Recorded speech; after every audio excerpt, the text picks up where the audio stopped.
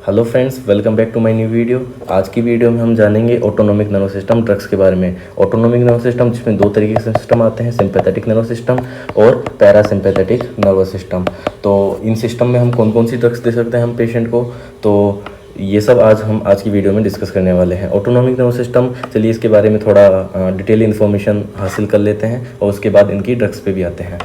तो चलिए शुरू करते हैं। अब हम बात करते हैं नर्वस सिस्टम की। नर्वस सिस्टम की बात करने से पहले मैं आपको बता दूं अब तक हम क्या क्या पढ़ चुके हैं। अगर हम अब तक की बात करें तो अब तक हम फार्माकोलॉजिकल की इंपॉर्टेंट ड्रग्स के बारे में बात कर चुके हैं, जिसमें हमने different types of group of drugs देखी और उनके बारे में डिस्कस किया। उसके बाद हम देख चुके हैं पेप्टिक अल्सर की ड्रग्स के बारे में कि फॉर एग्जाम्पल अगर अल्सर का पेशेंट होता है तो आप उस कंडीशन में कौन सी ड्रग्स देंगे, ये हम पढ़ चुके हैं। हम एंटी डायरियल ड्रग्स के बारे में भी पढ़ चुके हैं। Anti diarrhoeal drug, for example patient को डायरिया हो जाए तो हम कौन सी ड्रग्स देंगे। हम एंटी इमेटिक ड्रग्स को भी पढ़ चुके हैं।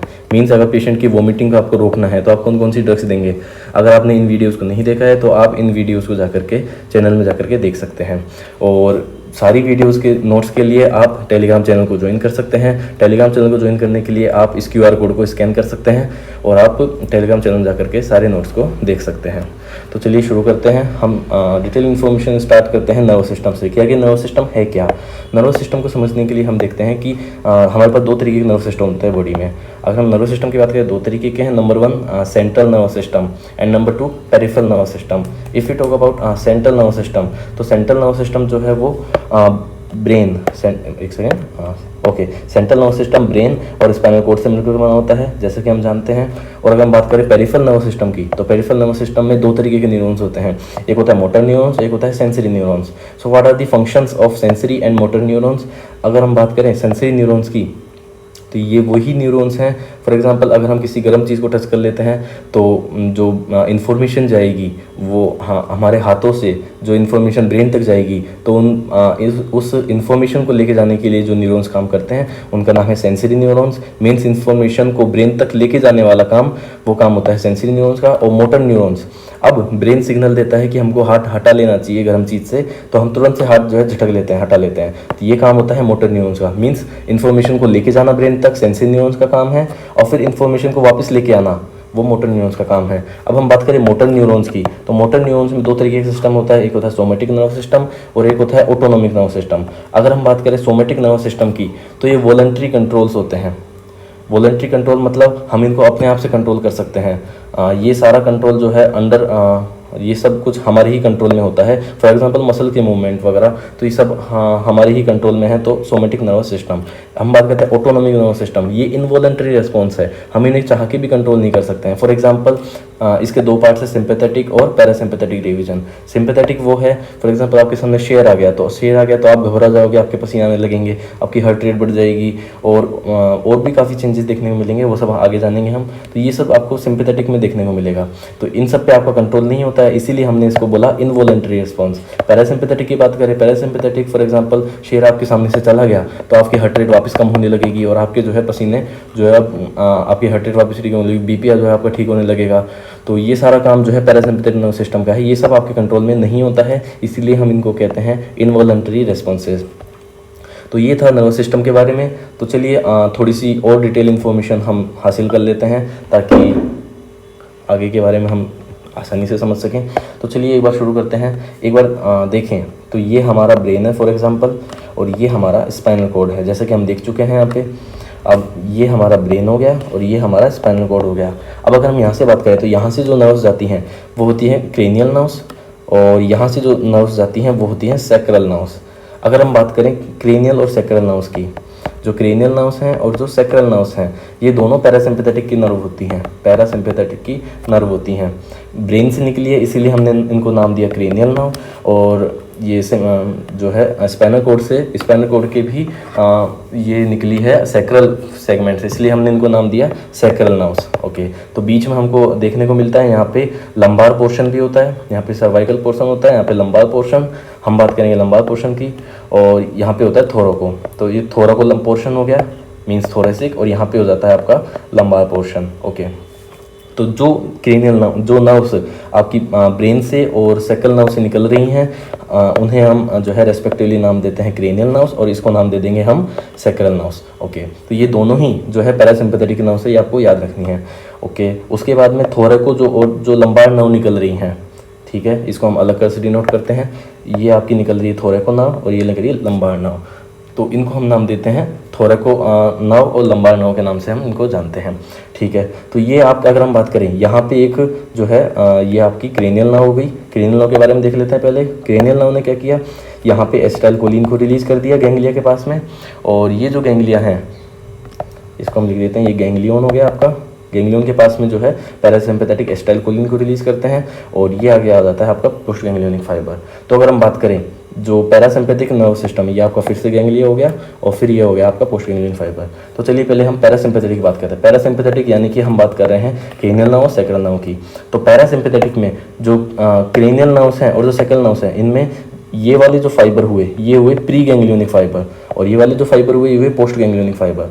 तो ध्यान रखना, पैरासिम्पैथेटिक के जो प्री गैंग्लियोनिक फाइबर हैं वो आपके गैंग्लियन के पास में क्या रिलीज करते हैं, एसिटाइलकोलिन रिलीज करते हैं, चाहे वो क्रेनियल नर्व्स की बात हो चाहे वो सैक्रल नर्व्स की बात हो, तो यहाँ पे भी एसिटाइलकोलिन रिलीज होगा।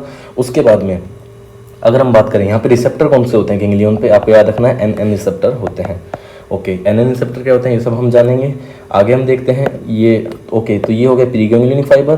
गैंग्लियन से पहले के फाइबर जो है प्री गैंग्लियोनिक होते हैं, गैंग्लियन के बाद के जो फाइबर होते हैं वो पोस्ट गैंग्लियोनिक होते हैं। अब हम बात करते हैं गैंग्लियन की। गैंग्लियन के बाद में जो पोस्ट गैंग्लियोनिक फाइबर निकलते हैं ये आपके जाते हैं ऑर्गन्स तक। तो ये ऑर्गन पे चले गए भैया, ठीक है, और ऑर्गन पे जाकर के जो रिलीज करते हैं वो होता है आपका एसिटाइलकोलिन, और यहाँ पे भी ऑर्गन पे जाकर रिलीज करते हैं, उनका नाम होता है एसिटाइलकोलिन, ठीक है। अब हम बात करते हैं सिंपैथेटिक नर्व की। सिंपैथेटिक सिस्टम में सिंपैथेटिक नर्व की बात करें जो कि थोड़ा को लंबार नर्व्स होती हैं, तो यहाँ पे भी गैंग्लिया होता है, ये गैंग्लिया है आपका, और यहाँ पे जो रिसेप्टर होता है वो ये भी एनएन रिसेप्टर होते हैं, ठीक है भैया। और यहाँ पे जो है पोस्ट गैंग्लियोनिक फाइबर निकले हैं, ये भी ऑर्गन्स तक गए हैं। तो फिर अंतर क्या है इनमें, अंतर ये है कि जो पैरासिम्पैथेटिक है, ध्यान रखिएगा कि पैरा यानी साइड के, तो ये जो साइड के हो गए दोनों, इधर का साइड का इधर का साइड का, तो ये पैरासिम्पैथेटिक हो गए। इनके प्री गैंग्लियोनिक जो होते हैं फाइबर वो लंबे होते हैं, लॉन्ग होते हैं, और जो पोस्ट गैंग्लियोनिक होते हैं वो छोटे होते हैं यानी कि शॉर्ट होते हैं, ये आपको याद रखना है। लेकिन जब हम बात करते हैं थोरैको लंबार की यानी कि हम बात करते हैं सिंपैथेटिक नर्व्स की, तो उनके जो प्री गैंग्लियोनिक फाइबर हैं वो आपको यहाँ पे शॉर्ट देखने को मिलेंगे, और जो पोस्ट गैंग्लियोनिक फाइबर है सिंपैथेटिक सिस्टम में वो आपको जो है लॉन्ग देखने को मिलेंगे। बस यही बात थी जो आपको याद रखनी थी। एक और छोटी सी बात जो है आपको याद रखने की है, और वो काफ़ी इंपॉर्टेंट है। नंबर 1 बात आपने याद रखी कौन सी, प्री गैंग्लियोनिक और पोस्ट गैंग्लियोनिक फाइबर की। ओके, नंबर 2 बात है कि जब हम पैरासिम्पैथेटिक की बात करते हैं तो उनमें जो प्री गैंग्लियोनिक फाइबर होते हैं, ये प्री गैंग्लियोनिक फाइबर हैं, वो हमेशा आपको एसिटाइलकोलिन रिलीज करते हुए दिखेंगे। और या कि मैं कहूँ कि पैरासिम्पैथेटिक हो चाहे सिंपैथेटिक, दोनों में ही आपको देखने को मिलेगा कि जो प्री गैंग्लियोनिक फाइबर है वो एसिटाइलकोलिन को ही रिलीज करते हैं। लेकिन जब पोस्ट गैंग्लियोनिक फाइबर की बात आती है, तो आप देखेंगे कि पैरासिम्पैथेटिक जो है वो तो एसिटाइलकोलिन ही रिलीज कर रहा है, लेकिन जो सिंपैथेटिक है वो यहाँ पे रिलीज करेगा नोरेड्रेनालिन को। तो यहाँ पे हम लिख देते हैं, यहाँ पे नोरेड्रेनालिन रिलीज होगा। ओके, लेकिन अब हम बात करते हैं एक और की, कि यहाँ से एक और जो है नर्व निकलती है, उसका नाम है स्वेट ग्लैंड के लिए जाने वाली नर्व, और वो भी सिंपैथेटिक नर्व ही है, तो हम उसको दिखा देते हैं, लेकिन उसको हम अलग अलग से दिखाएंगे। ये सिंपैथेटिक नर्व है, यहाँ पे एसिटाइलकोलिन रिलीज हुआ एनएन रिसेप्टर के पास में प्री गैंग्लियोनिक फाइबर से, पोस्ट गैंग्लियोनिक फाइबर ने यहाँ पे जो है ये स्वेट ग्लैंड तक चले गए, ठीक है, ये स्वेट ग्लैंड तक चले गए। देखिए हम बात कर रहे हैं एक्सेप्शन की। आपको क्या याद रखना है कि चाहे प्री गैंग्लियोनिक फाइबर हो, किस प्री गैंग्लियोनिक फाइबर, चाहे सिंपैथेटिक का हो या कि पैरासिम्पैथेटिक का हो, वो हमेशा एसिटाइलकोलिन को ही रिलीज करने वाले हैं, चाहे जो भी कंडीशन हो।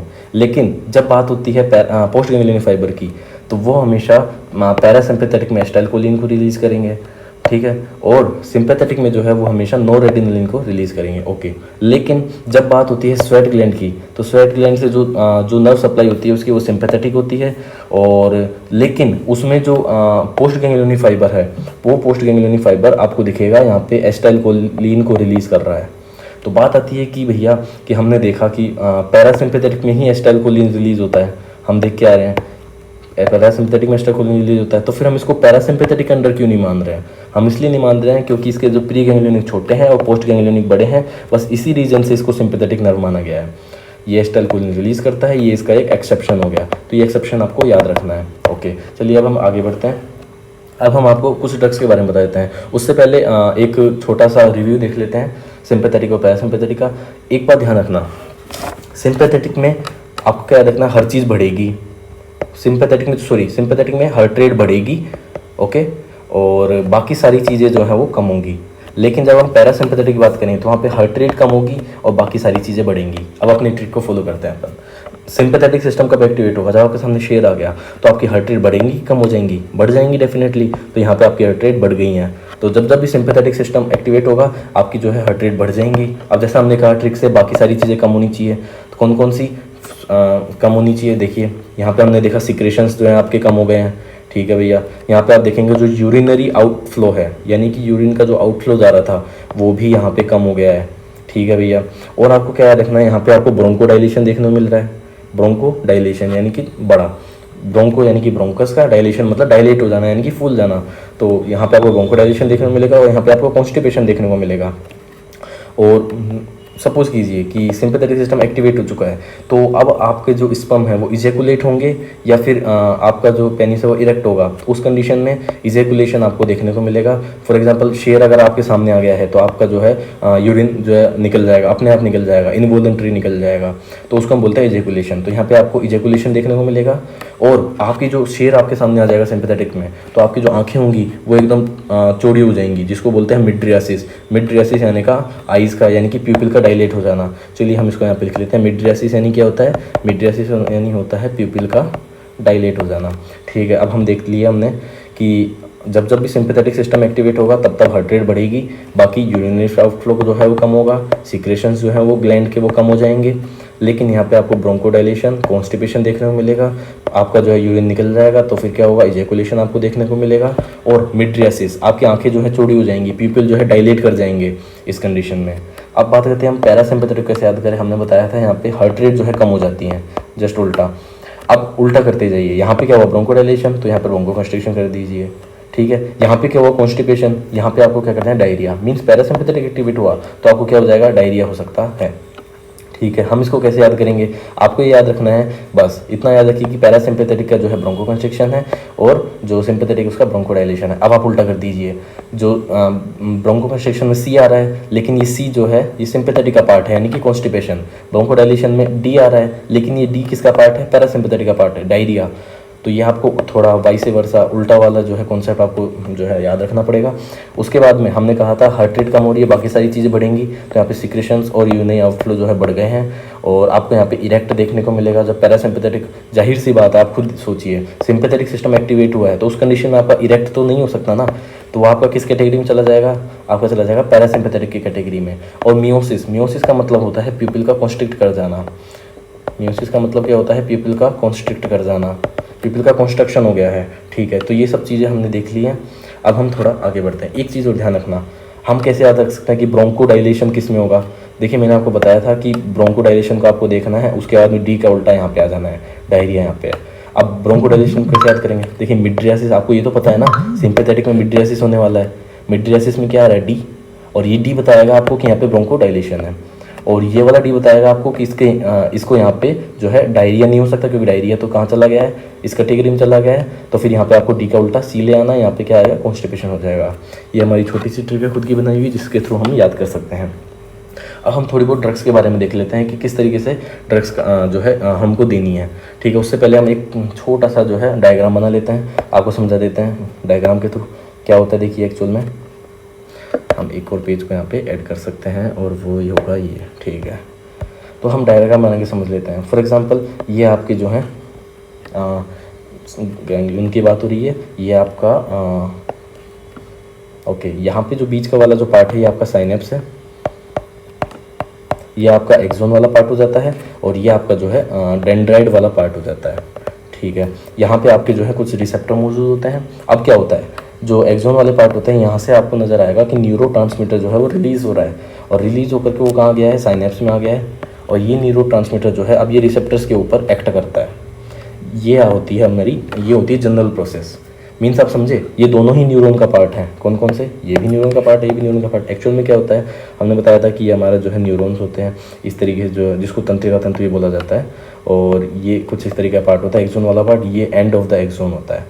तो ये वाला जो पार्ट है ना, देखिए ये वाला जो पार्ट है, ये हम बात कर रहे हैं यहाँ पे, ये वाला पार्ट हो गया, ओके। और ये जो डेंड्राइट वाला पार्ट है, ये वाला ये पार्ट हो गया। तो इसी तरीके से ये जो है यहाँ पे एक और जो है नर्वस सिस्टम जुड़ा होगा, यहाँ पे फिर एक और जो है नर्व्स जुड़ी होंगी। तो इस तरीके से जो है तंत्रिका तंत्र जो है बनता चला जाता है। तो अब अगर हम देखें, यहाँ पे डेंड्राइट्स की बात हो रही थी और यहाँ पे एक्सॉन्स के लास्ट वाले पार्ट की बात हो रही है, और ये हमारा हो गया साइनेप्स। यहाँ पे क्या होता है, न्यूरोट्रांसमीटर रिलीज होता है, वो अपने रिसेप्टर्स पे काम करता है। अब मैंने ये कॉन्सेप्ट क्यों बताया, क्योंकि मेरे को जो है एसिटाइलकोलिन का कॉन्सेप्ट समझाना है यहाँ पे। अब एसिटाइलकोलिन के कॉन्सेप्ट को समझने के लिए हम एक यहाँ पे डायग्राम बना लेते हैं। एक्चुअल में क्या होता है, देखिए हम पैरासिम्पैथेटिक सिस्टम की बात कर रहे हैं।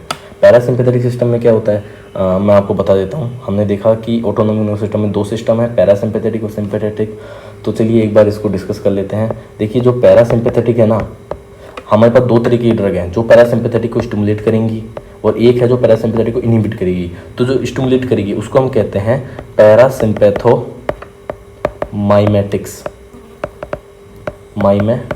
माइमेटिक यानी स्टिमुलेट करने वाली। और जो इनहिबिट कर रही हैं उनको हम क्या कहते हैं, उनको हम कहते हैं पैरासिम्पैथोलाइटिक्स। क्या कहेंगे हम, लाइटिक्स। ये आपको ध्यान रखना है, ध्यान रखना, फिर से सुनना। जो स्टिमुलेट कर रही है उसको हम कहते हैं पैरासिम्पैथोमाइमेटिक्स, और जो इनहिबिट कर रही है उसको हम कहते हैं पैरासिम्पैथोलाइटिक्स। अब हम क्या याद कर सकते हैं, इसका दूसरा नाम भी है। याद है हमने कहा था पैरासिम्पैथेटिक में जो है यहाँ पे एसिटाइलकोलिन रिलीज होता है।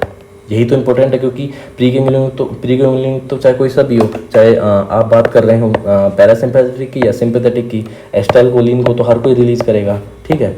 लेकिन आपको पता करना है पैरासिम्पैथेटिक का, तो आपको देखना होगा पोस्ट गैंग्लियोनिक के एसिटाइलकोलिन को। तो ये चूंकि एसिटाइलकोलिन रिलीज कर रहे हैं, इसीलिए हम इनका नाम क्या दे देते हैं, cholinergic system. Acetylcholine cholinergic system. Parasympathetic का दूसरा नाम क्या होता है, कोलिनर्जिक सिस्टम भी होता है, ठीक है। और यहाँ पे नोर एड्रिनलिन रिलीज हो रहा है सिंपैथेटिक में, तो यहाँ पे हम इसको नाम एड्रिनलिन, नोर एड्रिनलिन, तो नाम क्या पड़ गया, एड्रीनर्जिक सिस्टम। तो ये चीज़ आपको ध्यान रखनी है। पैरासिम्पैथेटिक का दूसरा नाम क्या है, कोलिनर्जिक सिस्टम, और जो एड्रिनर्जिक सिस्टम है उसका दूसरा नाम क्या है, उसका दूसरा नाम हो गया सिंपैथेटिक सिस्टम, ठीक है। अब हम देख लेते हैं। तो अब पैरासिम्पैथेटिक का दूसरा नाम क्या हो गया, कोलिनर्जिक सिस्टम। अब इसको स्टिमुलेट कर रही है, तो दूसरा नाम इसका क्या हो सकता है, इसका दूसरा नाम हो सकता है कोलिनर्जिक ड्रग्स। तो या तो पैरासिम्पैथोमाइमेटिक या फिर आप कह दीजिए कोलिनर्जिक ड्रग्स, ठीक है। और इसको हम क्या कह देंगे, पैरासिम्पैथोलाइटिक्स इनहिबिट कर रहा है तो इसको हम कह देते हैं एंटी कोलिनर्जिक ड्रग्स, याद रहेगा। सेम अगर इसी जगह क्या होता, आपका सिंपैथेटिक सिस्टम होता, तो सिंपैथेटिक सिस्टम है तो हम उसको क्या कहेंगे, उसको हम कह देंगे, अगर स्टिमुलेट कर रहा है तो हम उसको कह देंगे एड्रीनर्जिक सिस्टम कह देंगे, या एड्रीनर्जिक ड्रग्स कह देंगे, ठीक है। या सिंपैथोमाइमेटिक कह देंगे हम, सिंपैथोमाइमेटिक्स, ओके। और अगर ये इनहिबिट कर रहा है सिंपैथेटिक सिस्टम को, तो हम इसको क्या कह देंगे, हम इसको कह देंगे सिंपैथोलाइटिक्स कह देंगे। या इसी का हम दूसरा नाम क्या दे सकते हैं, इसका दूसरा नाम दे सकते हैं हम एंटी एड्रीनर्जिक ड्रग्स। अब आप कैसे याद रखेंगे, देखिए पैरासिम्पैथेटिक है, अगर उसने किसी ड्रग ने पैरासिम्पैथेटिक सिस्टम को स्टिमुलेट कर दिया तो नाम क्या देंगे हम, पैरासिम्पैथोमाइमेटिक्स या कोलिनर्जिक ड्रग। और अगर इनहिबिट कर दिया तो हम क्या नाम देंगे उसको, पैरासिम्पैथोलाइटिक्स या एंटीकोलिनर्जिक ड्रग्स, ठीक है। सिंपैथेटिक सिस्टम ने अगर ड्रग को किसी ड्रग ने स्टिमुलेट कर दिया है तो उसको हम कहते हैं एड्रीनर्जिक ड्रग्स, या उसी को हम कहते हैं सिंपैथोमाइमेटिक्स। और अगर इनहिबिट कर दिया है तो उस कंडीशन हम कहते हैं सिंपैथोलाइटिक्स या एंटी एड्रीनर्जिक ड्रग्स। ये कॉन्सेप्ट आपका क्लियर होना चाहिए, दोनों नाम में आपको कोई कंफ्यूजन नहीं होनी चाहिए। आगे हम इन्हीं नामों को यूज़ करने वाले हैं, यही नाम आपको याद रहने वाले हैं। तो अब हम जो पढ़ने वाले हैं, आज का जो हमारा टॉपिक है, इस वीडियो का जो पार्ट 1 है ये यही है, और इसमें हम देखने वाले हैं पैरासिम्पैथोमाइमेटिक्स के बारे में, यानी कि कोलिनर्जिक ड्रग्स के बारे में हम देखने वाले हैं, ठीक है। तो हम क्या देखने वाले हैं, देखिए ये थोड़ा रफ पार्ट होगा, इसको अगर आप खुद ड्रॉ करेंगे तो ज़्यादा बेस्ट होगा, तब जाके आपको ज़्यादा अच्छे से याद होगा। और इसको भी समझने के लिए आप खुद ड्रॉ करें तो भी ज़्यादा बेस्ट रहेगा। अब हम देखते हैं कुछ इंपॉर्टेंट चीज़ों के बारे में आगे, और क्या क्या देख सकते हैं हम। देखिए अब हम हम ड्रग्स के बारे में बात करना चाहते हैं। मैंने आपको एसिटाइलकोलिन का रिलीज़ नहीं बताया, मैंने आपको इस तरीके का कॉन्सेप्ट बताया था। यहाँ पे क्या होता है, जो है न्यूरोट्रांसमीटर रिलीज़ होता है, और यहाँ पे जो है रिसेप्टर्स को जो है ले लेते हैं, और ये सारा काम आपका साइनेप्स में होता है, ठीक है। तो अब हो क्या रहा है एक्चुअल में, चलिए समझते हैं इस चीज़ को। देखिए यहाँ पे था आपका कोलिन से जो है, कोलिन जो होता है ये आपके जो नर्वस सिस्टम है उसमें जो एक्सोन के एंड पार्ट है यहाँ पे एंट्री करता है, इसको हम बोलते हैं कोलिन अपटेक। नंबर 1 स्टेप है, इसको नाम क्या जाता है, इसको नाम दिया जाता है कोलिन अपटेक कहते हैं हम इसको। ठीक है, कोलिन जो है अंदर आकर के जो है ये अंदर आ गया, देखिए कोलिन अंदर आकर के आपका बदल जाता है एसिटाइल कोलिन के अंदर। ठीक है भैया, और ये एसिटाइल कोलिन जो होता है ये अब आपका आ जाता है वेसाइकल के अंदर, और वेसाइकल में आ जाता है तो ये आपकी हो गई सेकंड नंबर की स्टेप। ठीक है, अब ये वेसाइकल जो है ये बाहर आ जाता है, और बाहर आकर के एसिटाइल कोलिन जो है साइनेप्स में रिलीज़ हो गया। देखिए साइनेप्स में रिलीज़ हो गया एसिटाइल कोलिन, और अब ये इन रिसेप्टर पर काम कर सकता है। तो जो हम न्यूरोट्रांसमीटर कह रहे थे वो यहाँ पे एसिटाइल कोलिन है।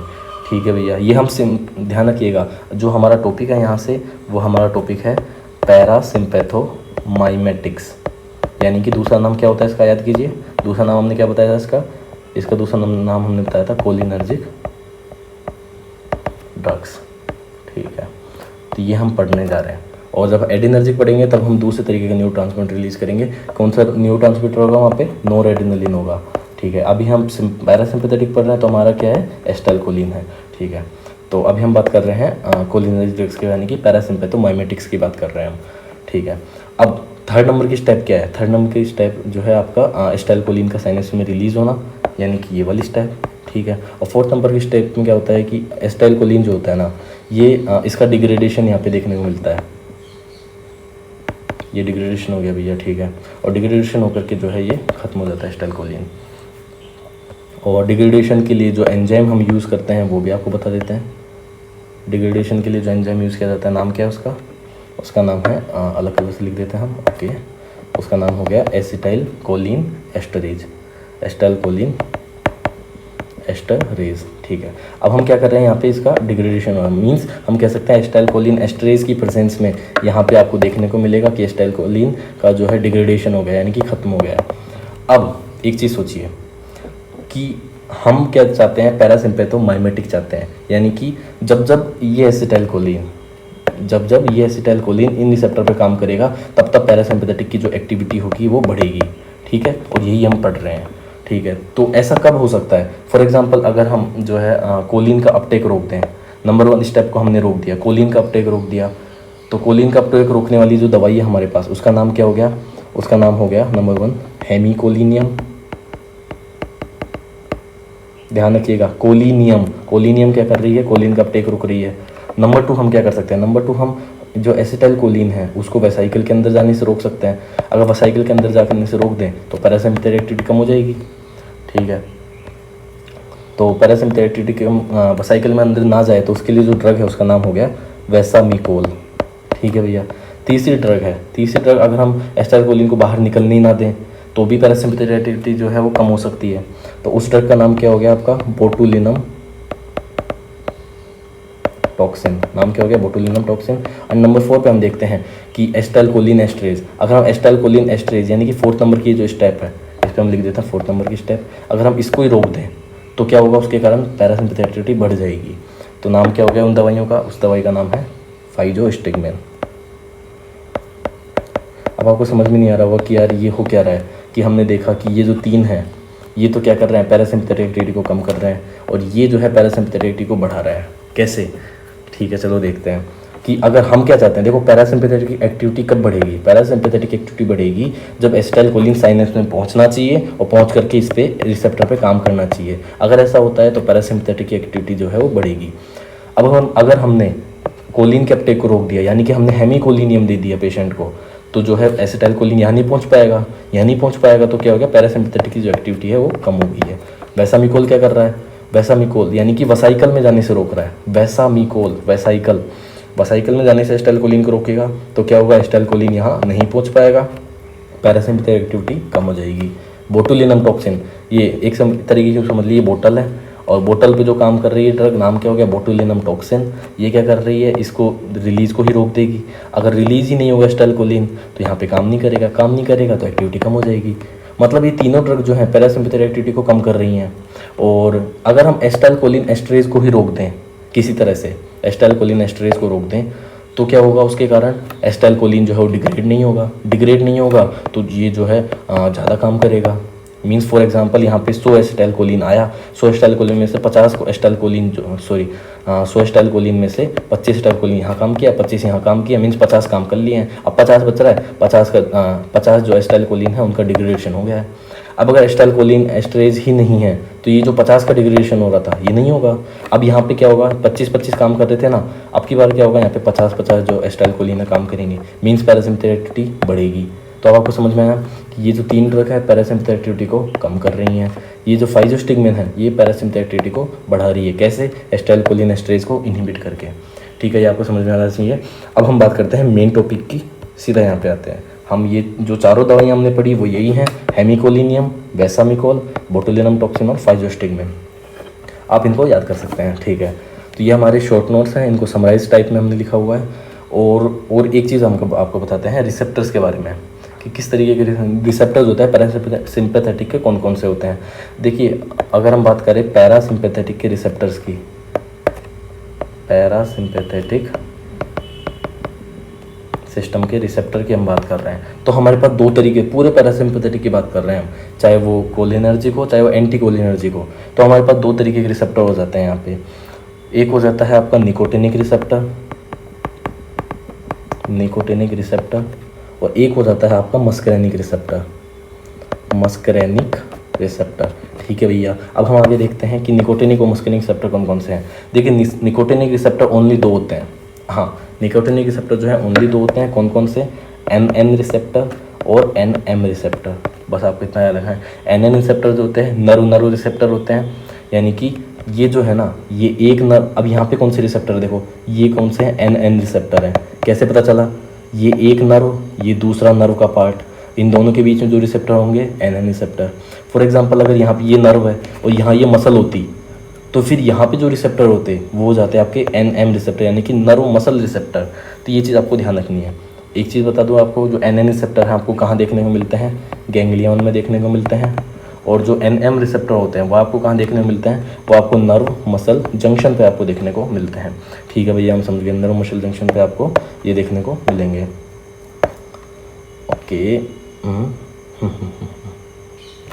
ओके, अब हम बात करते हैं मस्कुलिन रिसेप्टर्स की। मस्कुलिन रिसेप्टर्स की अगर हम बात करें तो आपको यहाँ पे क्या देखने को मिलेगा, आपके पास 3 तरीके के रिसेप्टर्स होते हैं। कौन कौन से, एक M1 रिसेप्टर, M2 रिसेप्टर और M3 रिसेप्टर।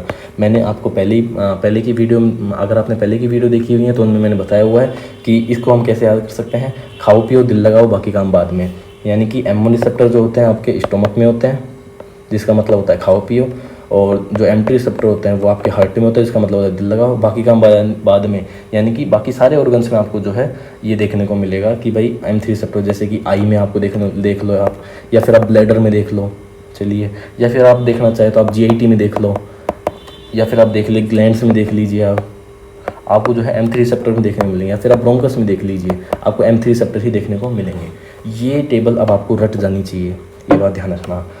ये सारा आपको जो है रट जाना चाहिए कि भैया गैंग्लियन है तो NN रिसेप्टर होंगे, नर्व मसल जंक्शन है NM रिसेप्टर होंगे। NM रिसेप्टर के बारे में एक इम्पोर्टेंट बात, इनको ऑप्टिमल स्टिमुलेशन चाहिए होता है। इनको क्या चाहिए होता है, इनको चाहिए होता है ऑप्टिमल स्टिमुलेशन। बात आती है ऑप्टिमल स्टिमुलेशन का क्या मतलब होता है। ऑप्टिमल स्टिमुलेशन का मतलब होता है कि ना तो इनको कम स्टिमुलेशन की ज़रूरत है, ना ही इनको ज़्यादा स्टिमुलेशन की ज़रूरत है। तो फिर कितना चाहिए इनको उतना ही चाहिए। फॉर एग्जांपल, इनके पास 100 रिसेप्टर है, ठीक है, तो इनको 100 ही जो है 100 ही इनको जो है रिसेप्टर को एक्टिवेट करने वाली चाहिए। मतलब इनको ना ही 101 चाहिए, ना ही इनको 99 चाहिए। इसको हम बोलते हैं ऑप्टिमल स्टिमुलेशन। ऑप्टिमल स्टिमुलेशन की ज़रूरत होती है, ना ही इनको कम चाहिए ना ही इनको ज़्यादा चाहिए। अगर आपने इनको कम ज़्यादा दे दिया तो उस कंडीशन में जो है इनको यहाँ पे आपको देखने को मिलेगा कि मसल वीकनेस हो जाएगी पेशेंट को। ये आपको ध्यान रखना, ये काफ़ी इंपॉर्टेंट पॉइंट है, ध्यान रखना। NM रिसेप्टर्स होते हैं, इनको ऑप्टिमल स्टिमुलेशन की ज़रूरत होती है। अगर इनको या तो कम स्टिमुलेट किया गया या ज़्यादा स्टिमुलेट किया गया तो इनको जो है आपको मसल वीकनेस देखने को मिलेगी। ठीक है, M1 इन रिसेप्टर को कैसे हम याद कर सकते हैं, हमने कहा था खाओ पियो दिल लगाओ बाकी काम बाद में। खाओ पियो यानी कि स्टोमक में M1 रिसेप्टर, दिल लगाओ यानी M2 रिसेप्टर, और बाकी काम यानी कि बाकी सारे ऑर्गन्स को कोई से भी हो गए उनमें आपको M3 रिसेप्टर देखने को मिलेंगे। ये बात हम आपको पहले ही बता चुके हैं। और अब हम देखें, रिसेप्टर हमने देख लिए हैं, अब हम कुछ इंपॉर्टेंट जो है काम की बात कर लेते हैं। ठीक है, अब हमारे पास देखो 2 तरीके की ड्रग्स हैं। 2 तरीके की ड्रग्स हैं, एक है पैरासिम्पैथेटिक हम वो ड्रग देखने वाले हैं, ये एसिटाइलकोलिनेस्टरेज को इनहिबिट करने वाली ड्रग देखने वाले हैं। मतलब एसिटाइलकोलिन हम देखना चाहते हैं, देखो हमारा जो आज का टॉपिक है वो है पैरासिम्पैथोमाइमेटिक्स यानी कि कोलिनर्जिक ड्रग। अब कोलिनर्जिक ड्रग यानी कि पैरासिम्पैथेटिक सिस्टम को स्टिमुलेट करने वाली, और स्टिमुलेट करने वाली दवाई कौन सी है? एक ही है, वो है ये फाइजोस्टिगमिन। काम क्या कर रही है? एसिटाइलकोलिनेस्टरेज को इनहिबिट करने का काम कर रही है। तो अब हम जो देखने वाले हैं वो देखने वाले हैं वो ड्रग जो कि एसिटाइलकोलिन एस्टरेज को इनहिबिट करेगी, को ब्लॉक करेगी या इनहिबिट करेगी। दो तरीके से काम करती है दवाइयाँ, या तो जो है डायरेक्ट एक्टिंग होती हैं, डायरेक्ट काम करेंगी, या फिर इनडायरेक्ट काम करेंगी।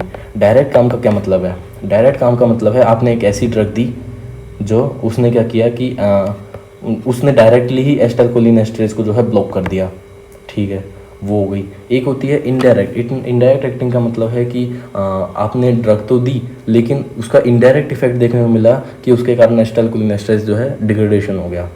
तो किस तरीके से डायरेक्ट और इनडायरेक्ट एक्टिंग ड्रग्स काम करती हैं, इन चीज़ को समझेंगे हम। और पहले हम स्टार्ट करेंगे डायरेक्ट एक्टिंग ड्रग्स के बाद साथ में।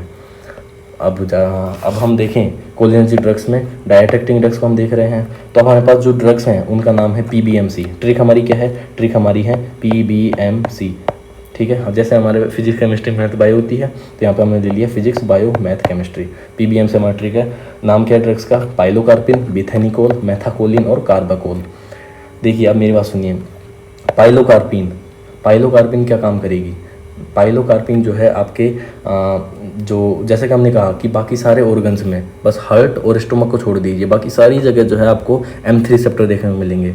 तो ये पाइलोकार्पिन जो होती है, ये P4 पाइलोकार्पिन, P4 प्यूपिल, ये किसके ऊपर काम करेगी? पाइलोकार्पिन आपके प्यूपिल के ऊपर काम करेगी। इसको हम साइड में लिख देते हैं, ओके। जो पाइलोकार्पिन है ये आपकी प्यूपिल के ऊपर काम करेगी, ठीक है भैया। बिथेनिकोल P4 प्यूपिल हो गया, तो B4 ब्लैडर। बेथेनिकोल जो है आपकी ब्लैडर में काम करेगी, ठीक है भैया। मेथाकोलिन ये मायोकार्डियम किसका दूसरा नाम है? हार्ट का, मतलब ये हार्ट के ऊपर काम करेगी। और ये कार्बाकोल है। कार्बाकोल मतलब इसका कॉमन एक्शन होता है, इसका कॉमन जो है एक्शन आपको देखने को मिलेगा, ठीक है भैया। अब हम देखते हैं। तो पाइलोकार्पिन जो ड्रग है वो प्यूपिल के ऊपर काम करने वाली है। और प्यूपिल में कौन से रिसेप्टर होते हैं? M3 receptor. हमने कहा था आई में M3 रिसेप्टर होते हैं। अब ध्यान रखिए, पाइलोकार्पिन M3 रिसेप्टर को जो है वो स्टिमुलेट करेगी। अब हम इस चीज़ को कैसे समझ सकते हैं? पाइलोकार्पिन प्यूपिल में क्या कर रही है? M3 रिसेप्टर को स्टिमुलेट कर रही है। M3 रिसेप्टर जब आइज़ में स्टिमुलेट होंगे तब क्या होगा? पैरासिम्पैथेटिक एक्टिविटी बढ़ेगी। हमने कहा है आइज़ में क्या पैरासिम्पैथेटिक एक्टिविटी अगर बढ़ती है तो उसके कारण आपको मियोसिस देखने को मिलता है, ठीक है। तो इसका एक्शन क्या हुआ? मियोसिस यहाँ पे आपको देखने को मिला। समझ में आई बात? पाइलोकार्पिन ने क्या किया? पाइलोकार्पिन प्यूपिल के ऊपर एक्ट करेगी। प्यूपिल में M3 रिसेप्टर होते हैं, और M3 रिसेप्टर जब एक्टिवेट होंगे तब पैरासिम्पैथेटिक एक्टिविटी बढ़ेगी। और आई में पैरासिम्पैथेटिक एक्टिविटी बढ़ने का मतलब है मियोसिस हो जाना, यानी कि प्यूपिल का कॉन्स्ट्रिक्ट कर जाना। मतलब अगर हम पेशेंट को पाइलोकार्पिन दें तो उसका प्यूपिल जो है कॉन्स्ट्रिक्ट कर जाएगा। अब प्यूपिल को कॉन्स्ट्रिक्ट कराने की हम किस कंडीशन में प्यूपिल को कॉन्स्ट्रिक्ट कराना चाहेंगे? तो वो एक कंडीशन होती है, उसका नाम है एंगल क्लोजर ग्लूकोमा। ये एंगल क्लोजर ग्लूकोमा जो है ये साइड इफेक्ट नहीं, ये यूजेज है इसका। तो यहाँ पे हम लिख लेते हैं यूजेज। इन कंडीशन में इसको यूज़ कर सकते हैं। तो एंगल क्लोजर ग्लूकोमा ये वो कंडीशन है जिसमें आपका जो प्यूपिल है वो ज़रूरत से ज़्यादा क्या हो गया है? डायलेट हो गया है। प्यूपिल जो है ज़रूरत से ज़्यादा डायलेट हो गया है। अगर हम पाइलोकार्पिन दे देंगे तो जो ड्रग है वो क्या कर देगी? मियोसिस कर देगी, यानी कि उसको नॉर्मल ले आएगी। तो हम इसको पाइलोकार्पिन को यूज़ करेंगे किस कंडीशन में? एंगल क्लोजर ग्लूकोमा में। बिथेनिकोल जो है वो ब्लैडर के ऊपर काम करती है। ब्लैडर में M3 रिसेप्टर होते हैं। जब M3 रिसेप्टर स्टिमुलेट होंगे तो पैरासिम्पैथेटिक की कौन सी एक्टिविटी बढ़ेगी ब्लैडर में? देखिए यूरिन आउटफ्लो जो है बढ़ जाएगा, यूरिन आउटफ्लो बढ़ जाएगा। एक चीज़ ध्यान रखना, हमारे पास दो टर्म होती है, एक होती है यूरिनरी इनकॉन्टिनेंस यानी कि यूरिन का लगातार बहते रहना। एक होती है यूरिनरी रिटेंशन यानी यूरिन आ ही नहीं रहा, यूरिन तो है लेकिन आ नहीं रहा, निकल नहीं रहा। तो ये दो कंडीशंस हैं। तो यहाँ पे क्या हुआ? यूरिनरी आउटफ्लो हो गया है। यूरिनरी आउटफ्लो यानी कि यूरिन का ज़्यादा निकलना, यानी कि यूरिनरी इनकॉन्टिनेंस। मतलब अगर हम बिथेनिकोल दें तो पेशेंट में आपको यूरिनरी इनकॉन्टिनेंस देखने को मिलेगा। और यूरिनरी इनकॉन्टिनेंस ये एक्शन है इस ड्रग का। तो हम किस कंडीशन में जो है यूरिनरी इनकॉन्टिनेंस कराना चाहेंगे? एटोनिक ब्लैडर में या यूरिनरी रिटेंशन में। मतलब पेशेंट को यूरिनरी रिटेंशन है यानी कि पेशेंट को वॉशरूम ही नहीं आ रहा है, पेशेंट को यूरिन ही नहीं आ रहा है, तो उस कंडीशन में क्या करेंगे, हम चाहेंगे पेशेंट को यूरिनरी इनकॉन्टिनेंस, उसको जो है यूरिन आए, तो हम बेथानिकोल दे देंगे।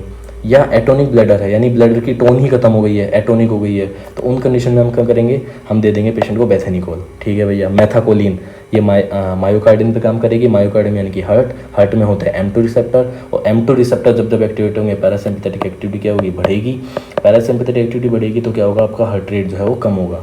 मतलब मेथाकोलिन जब जब हम देंगे ये हार्ट रेट को कम कर देंगे। हार्ट रेट कम करने की ज़रूरत किस कंडीशन में है, जब पेशेंट को हो गया है टैकीकार्डिया। देखिए टैकीकार्डिया का मतलब होता है हार्ट रेट इंक्रीज हो जाना। एक होता है ब्रेडिकार्डिया यानी कि हार्ट रेट डिक्रीज हो जाना। तो जिस पेशेंट में आपको टैकीकार्डिया यानी कि हार्ट रेट ज़्यादा होगी या एरिथमिया होगा, उस कंडीशन में हम चाहेंगे कि पेशेंट की हार्ट रेट कम हो जाए, तो हम कौन सी ड्रग देंगे, मेथाकोलिन दे देंगे।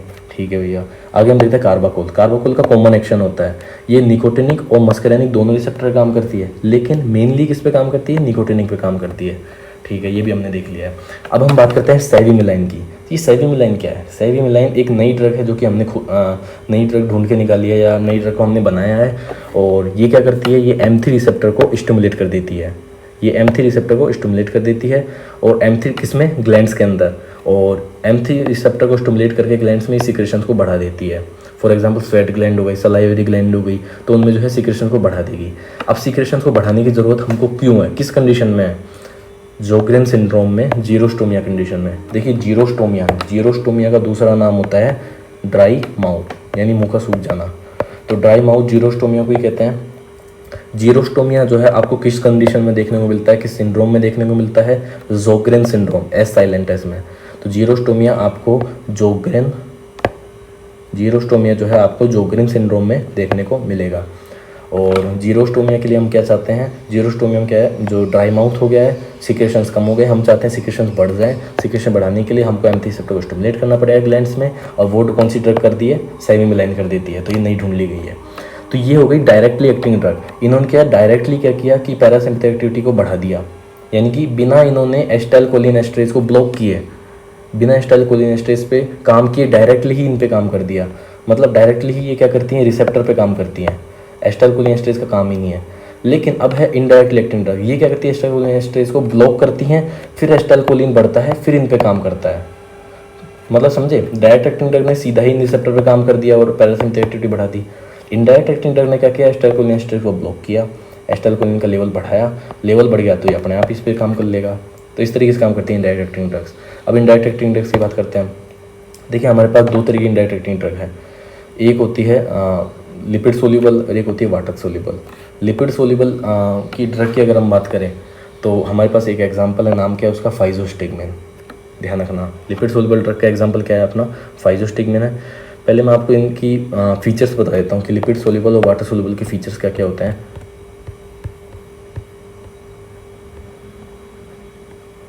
ये आपको यहाँ पे जो है फीचर्स देखने को मिलेंगे। ये देखिए, ये जो फीचर्स की बात यहाँ पे हो रही है, ये आपको लिपिड सोल्यूबल ड्रग के देखने को मिलेंगी। अच्छा, इनडायरेक्ट एक्टिंग ड्रग की भी मैं आपको बता दूँ। इनडायरेक्टली एक्टिंग ड्रग्स हैं जो कि एसिटाइलकोलिनेस्टरेज को ब्लॉक करके काम कर रही हैं। ये दो तरीके की होती हैं। एक होती है रिवर्सिबल, यानी कि ये क्या कर देगी, कुछ टाइम के लिए ब्लॉक कर देगी, जैसे 3-4 घंटे के लिए ब्लॉक कर दिया, वापस क्या है ये काम फिर जो है वो एसिटाइलकोलिनेस्टरेज वापस काम करने लगेगा, तो वो हो गई रिवर्सिबल। एक होती है इरिवर्सिबल, मतलब एक बार ब्लॉक हो गया एसिटाइलकोलिनेस्टरेज, फिर वो वापस जो है दोबारा जो है एसिटाइलकोलिनेस्टरेज बन ही नहीं सकता। मीन्स एक बार ब्लॉक कर दिया एसिटाइलकोलिनेस्टरेज को, तो फिर उसके बाद में जो है आपका वो रिवर्स नहीं हो सकती प्रोसेस। तो कौन कौन से होते हैं हमारे पास, एक होता है रिवर्सिबल, एक होता है इरिवर्सिबल। अब बात कर रहे हैं हम यहाँ पे बात कर रहे हैं रिवर्सिबल की, आगे हम देखेंगे इरिवर्सिबल एसिटाइलकोलिनेस्टरेज की हम बात करने वाले हैं आगे चल करके। यहाँ पे हम देखेंगे इरिवर्सिबल एसिटाइलकोलिनेस्टरेज को। ठीक है, तो अब हम देखिए रिवर्सिबल एसिटाइलकोलिनेस्टरेज फीचर्स क्या क्या हैं इनके। ये होते हैं दो तरीके, एक होता है लिपिड सोल्यूबल, एक होता है वाटर सोल्यूबल। तो हम लिपिड सोल्यूबल की बात करें तो लिपिड सोल्यूबल में ये क्या है, नंबर 1 ये नेचुरल प्रोडक्ट होते हैं, ये टर्शरी अमीन होती हैं।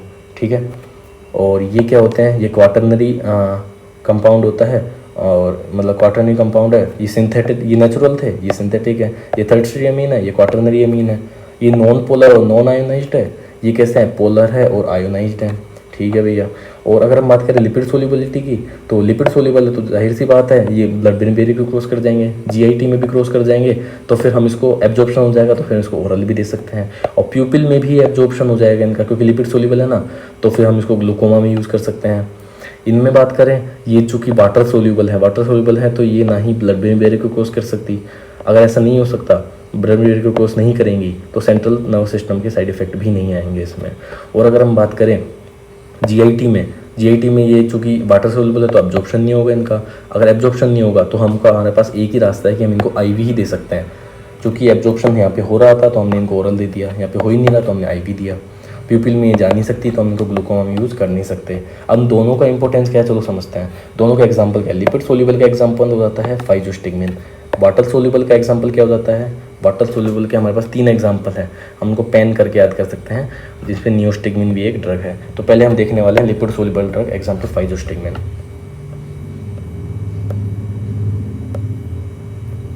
ठीक है भैया, तो हम लिपिड सोल्यूबल ड्रग की बात कर रहे हैं, अब फाइजोस्टिगमिन की बात कर रहे हैं। हम इसको कहाँ कहाँ यूज़ कर सकते हैं फाइजोस्टिगमिन को? नंबर 1, फाइजोस्टिगमिन जो है हम इसको एंगल क्लोजर ग्लूकोमा में यूज़ कर सकते हैं। याद है हमने बताया था, हमने 2 ड्रग देख ली। एक तो एंगल क्लोजर ग्लूकोमा में हमने क्या यूज़ कर लिया? एंगल क्लोजर ग्लूकोमा में हम पिलोकार्पिन दे सकते हैं, पाइलोकार्पिन। दूसरा एंगल क्लोजर ग्लूकोमा में हम जो है फाइजोस्टिगमिन भी दे सकते हैं। ठीक है भैया, फाइजोस्टिगमिन दे देंगे। दूसरा एट्रोपिन पॉइजनिंग हो गई तो उसमें ये ड्रग ऑफ चॉइस बन जाती है। बताती है क्यों फाइजोस्टिगमिन ड्रग ऑफ चॉइस क्यों बन जाती है? क्योंकि देखो फाइजोस्टिगमिन जो होती है ये क्या करती है, इरिवर्सिबली M1, M2 और M3 तीनों को ब्लॉक कर देती है। ये इरिवर्सिबली M1, M2 और ये M3 तीनों को जो है ब्लॉक कर देती है। अब ब्लॉक कर देती है तीनों को, तो फिर इसके कारण क्या होता है कि एट्रोपिन, अगर हम बात करें एट्रोपिन, देखिए एट्रोपिन क्या है? एट्रोपिन की पॉइजनिंग जो है ये वो काफ़ी ज़्यादा डेंजरस हो सकती है, और ये ड्रग ऑफ चॉइस जो है इस कंडीशन में एट्रोपिन की पॉइजनिंग में फाइजोस्टिगमिन हो रही है। अभी हम बता देते हैं एट्रोपिन पॉइजनिंग में क्या हो गया है, ड्रग ऑफ चॉइस जो है आपकी फाइजोस्टिगमिन हो जाती है। एक होती है सिनाइल डिमेंशिया, अल्जाइमर डिजीज़।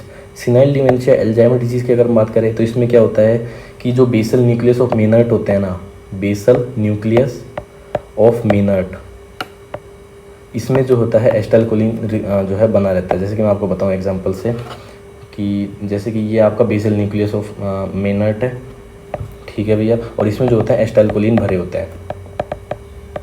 अब हम जानते हैं कि जो न्यूरॉन्स है वो लाइफ में एक बार ही बनते हैं और एक बार डिजनरेट हुआ, उसके बाद में कुछ नहीं हो सकता।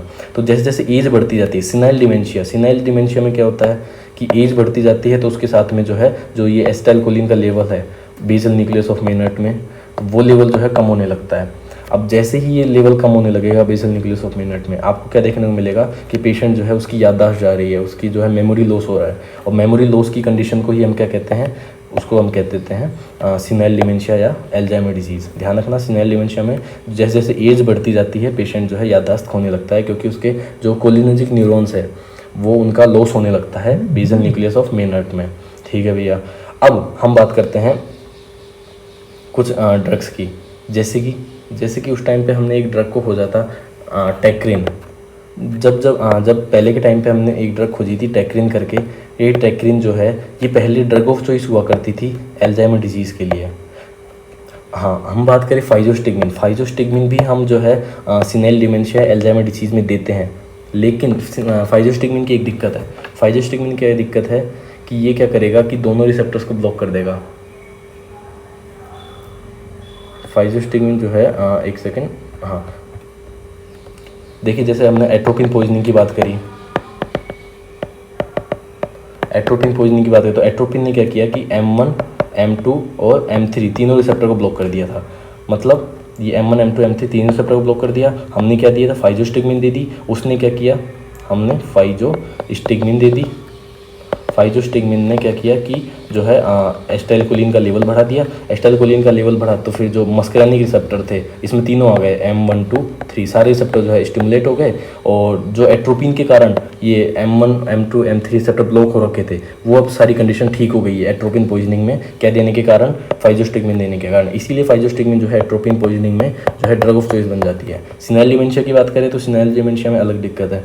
यहाँ क्या हो रहा है कि पेशेंट का जो है मेमोरी लॉस हो गया है। अगर हम फाइजोस्टिगमिन देंगे तो फाइजोस्टिगमिन देने के, ये रहा स्टिग्मिन अगर हम पेशेंट को देंगे तो उसके कारण क्या होगा कि उसके कारण निकोटिनिक रिसेप्टर स्टिमुलेट होंगे, साथ ही साथ में मस्करेनिक रिसेप्टर भी स्टिमुलेट होंगे। अब पेशेंट को दिक्कत क्या है, हम चाहते हैं एसिटाइलकोलिन को रिलीज़ करवाना, तो एनएन और एनएम हम चाहते हैं सिर्फ निकोटिनिक रिसेप्टर स्टिमुलेट हो, लेकिन फाइजोस्टिग्मिन देने के कारण क्या है कि मस्करेनिक रिसेप्टर भी स्टिमुलेट हो रहा है, जिसके कारण आपको क्या देखने को मिलेगा, M1, M2 और M3 रिसेप्टर स्टिमुलेट होंगे। M3 रिसेप्टर स्टिमुलेट होगा तो उसके कारण आपको जो है एसिडिटी वगैरह जो है कुछ साइड इफेक्ट देखने को मिलता है। तो एसिडिटी जैसे कुछ साइड इफेक्ट आपको यहाँ पे देखने को मिलता है, वो सब आपको जो है ना देखने पड़े, जैसे कि मैं आपको इस वाले नोट्स में बताऊँ।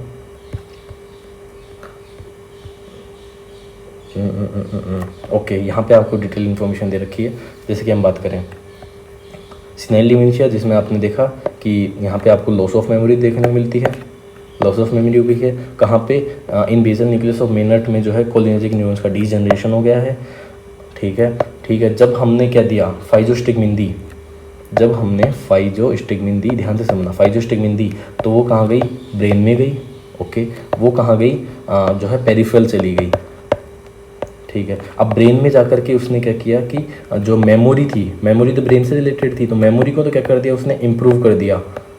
ठीक है भैया, लेकिन पेरिफेरल में तो उसका कोई काम ही नहीं है फाइजोस्टिग्मिन का, तो पेरिफेरल में इसका कोई काम नहीं था।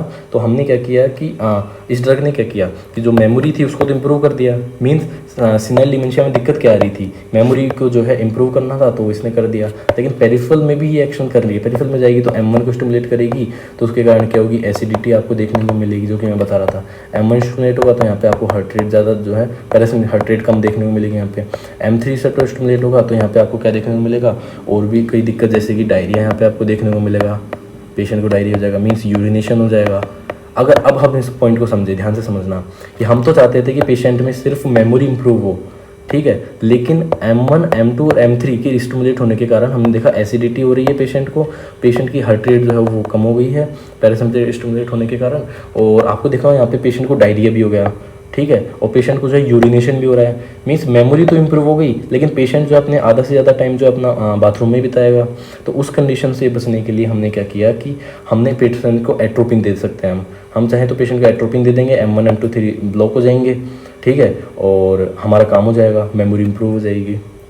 मतलब समझे आप इसका कहने का मतलब ये था इसका कि जो 50% ब्रेन में काम हो रहा था, हम 50% एक्शन ही चाहते थे ब्रेन में, लेकिन इसने पेरिफेरली काम करके क्या किया कि पेशेंट को जो है डायरिया, यूरिनेशन, हार्ट रेट कम, एसिडिटी ये कर दी। इसके कारण अपना पेशेंट जो है वो आधे से ज़्यादा वक्त जो है वो वॉशरूम में बिताएगा, बार बार उसको डायरिया जाना पड़ेगा। तो हम सीख कर के आ रहे हैं कि एट्रोपिन क्या करता है, अगर हम एट्रोपिन दे दें तो M1 M2 M3 तीनों को ब्लॉक कर देगा तो एसिडिटी, डायरिया, यूरिनेशन होगा ही नहीं पेशेंट को। मतलब अगर हमको सिनेल डिमेंशिया में फाइजोस्टिग्मिन को देना है तो साथ में हमको एट्रोपिन भी देनी पड़ेगी। फाइजोस्टिग्मिन का आपको देना है तो साथ ही साथ में एट्रोपिन भी देनी पड़ेगी, लेकिन हम नहीं देते। बात आती है क्यों, क्योंकि एट्रोपिन देती है और एट्रोपिन की अगर पॉइजनिंग हो गई तो वो इस डिजीज से भी ज़्यादा खतरनाक हो सकती है, तो हम ऐसा नहीं चाहते। तो ये कॉम्बिनेशन को जो है हम अवॉइड करते हैं आज की तारीख में। उसके बाद में जो है मार्केट में नई ड्रग ढूंढी गई। कौन सी ड्रग ढूंढी गई, नाम है उसका टैक्रिन। टैक्रिन को ढूंढा गया। टैक्रिन जो है ये भी ड्रग ऑफ, पहले टाइम पे ड्रग ऑफ चॉइस थी, लेकिन अब ये ड्रग ऑफ चॉइस नहीं है। बात होती है क्यों, क्योंकि एक तो ये लीवर को डैमेज कर रही है, दूसरा बहुत ही शॉर्ट एक्टिंग है, दिन में इसको जो है 4 बार देना पड़ता था, 4 टाइम्स देना पड़ता था, और ये शॉर्ट एक्टिंग भी है। अब हम क्या हम क्या जो है जो मेमोरी लॉस का पेशेंट है, हम क्या जो है देखना चाह रहे हैं कि पेशेंट ऑलरेडी मेमोरी लॉस का है, पेशेंट याददाश्त भूल जाता है। अब हम उससे ये एक्सपेक्ट कर रहे हैं कि वो दिन में 4 बार जो है दवाई ले लेगा, तो हम ऐसा तो नहीं कर सकते। और ऊपर से लीवर भी डैमेज कर रही है क्योंकि हेपेटोटॉक्सिक है, तो फिर इसलिए जो है टैक्रिन वास्ट ड्रग ऑफ चॉइस।